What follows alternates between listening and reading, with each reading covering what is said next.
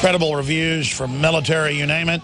Texas-based company owned by a service-disabled U.S. Air Force veteran, made in the USA, used by defense contractors in Afghanistan, police all over the USA, and by civilians who want to be prepared for when the you-know-what hits the fan. Armor is still legal, and they've got an amazing line of high-quality products at infidelbodyarmor.com or 888-608-6605, infidelbodyarmor.com. Also, this hour is brought to you by the great folks at mypatriotsupply.com. You need storable foods nowadays. They're high-quality, non-GMO. They have special diet foods, you name it, a whole bunch of other preparedness items at mypatriotsupply.com/Alex to find the specials. So mypatriotsupply.com/Alex to find the InfoWars subsection, or 866-229-0927. It really is a no-brainer to have high-quality storable foods, so check them out today. That's where I get my storable foods. Heads above the competition, mypatriotsupply.com. Now, by the way, I just plugged their once-a-week plug. They're a sponsor. They're also a sponsor, Infowars.com, infidelbodyarmor.com. But I didn't get them on today because they're a sponsor. They're coming on for like 5-10 minutes, the founder and owner of it, because of the fact that we've been contacted before when I've written a news article, I think it was Kurt Nemo, that had the name Taser in the headline about a taser reportedly killing somebody, the coroner had said.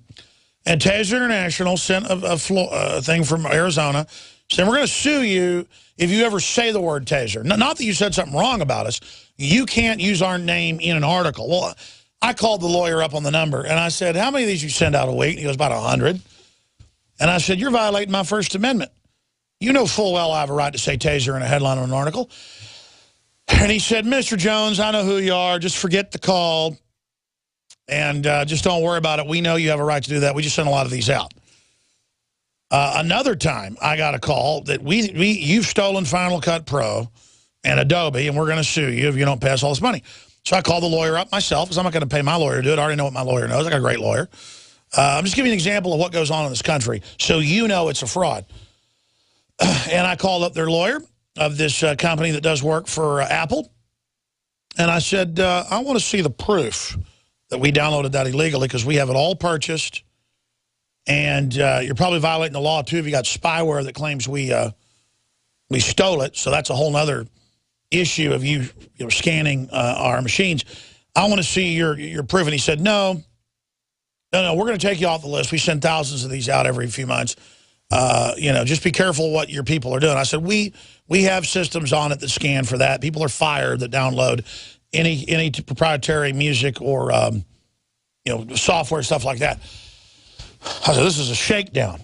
They have another deal where you'll show a shot of a news article or even have it embedded in a message board where it's embedded link, where it's embeddable in a tweet put out by major newspapers. And then they threaten to sue you or sue you. And then you just go to court and go, it's an embedded tweet. They made it embeddable. And then the court goes, yeah, you got to pay his lawyer's fee. Still, I got to jack with it.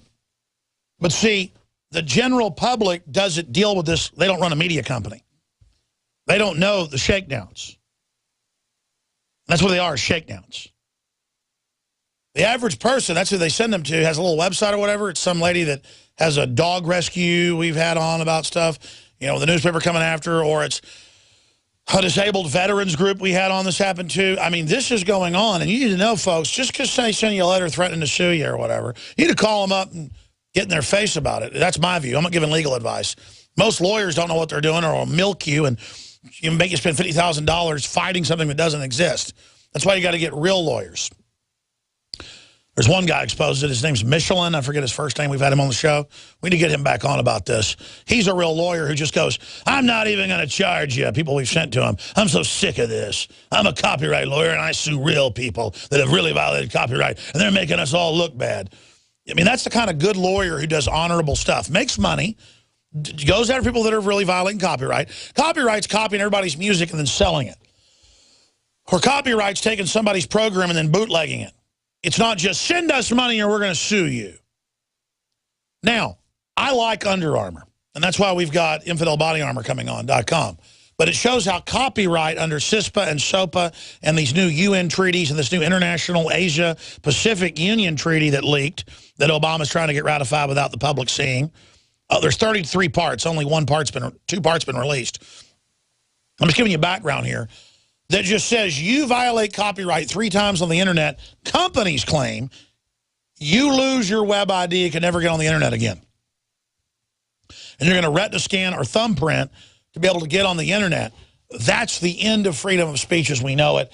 It's beyond the Chinese-style net censorship, and that's what the Democrats are promoting right now. Again, I'm not siding with the Republicans. The Democrats are quarterbacking everything right now. Well, I'm going to let him give you the details, and hopefully it's a mistake by a lawyer, but I don't think it is. I remember seeing a 60 Minutes piece about the McDonald's lords in Scotland who don't get lordly money for hundreds of years, so they got a castle. They rent it out for people to stay in, and for hundreds of years it's got a pub and a restaurant that people, tourists and others, go to eat at and drink at. Now, it predates McDonald's being founded in the 50s by over a couple hundred years. McDonald's, remember, just kept suing the McDonald's family because they had a restaurant at McDonald's Castle. The restaurant wasn't even called McDonald's. It was at McDonald's Castle. Now, they did that really because the family probably could have come after McDonald's, but they'd been operating for 50-something years, so it didn't matter when McDonald's did that. So, obviously, the two don't compete with each other.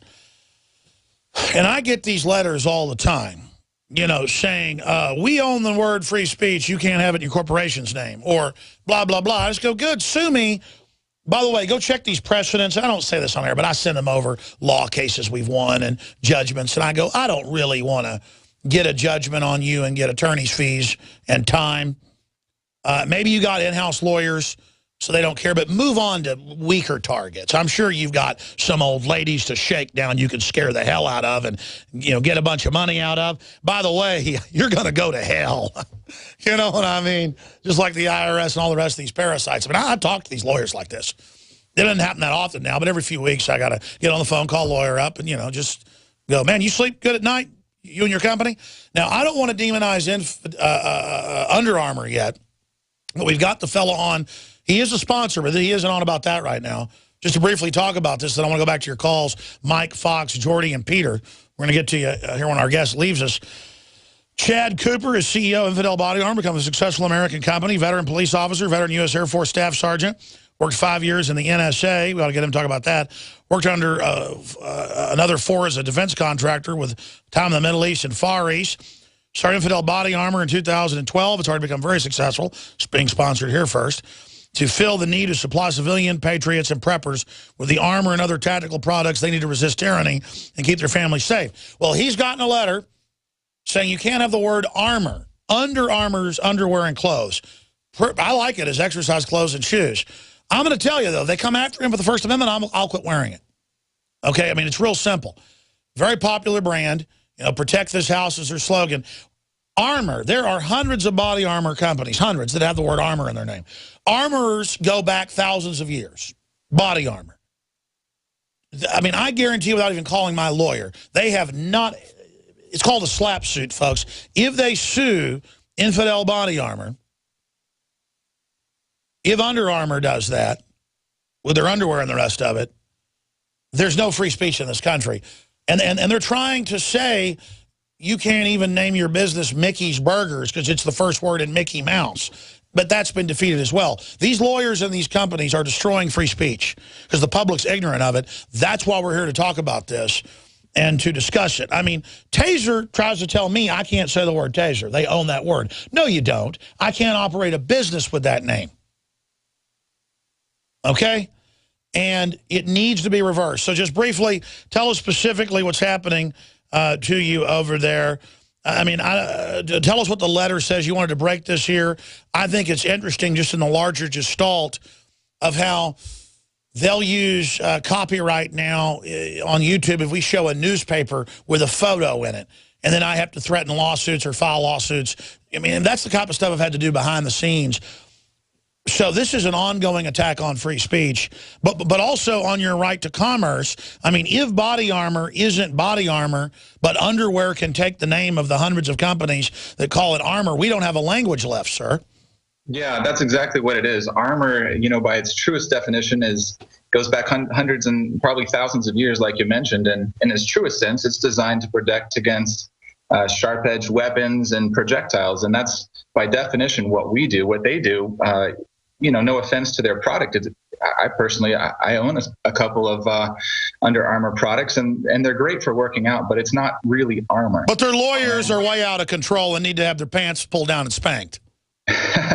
Well, about a month and a half ago, I was contacted by Under Armour's lawyers, and they sent a letter challenging our our trademark, and our trademark is Infidel Body Armor. And they said, not Under Armour, totally separate, totally different products. Totally different spelling. They spell theirs with the British spelling, ours is the American spelling, but it's body armor, not sports equipment and athletic shorts and things like that. But basically, they've got this army of lawyers who have to justify their existence, it seems like, and come up with ways to protect their company and stay in business. And what they do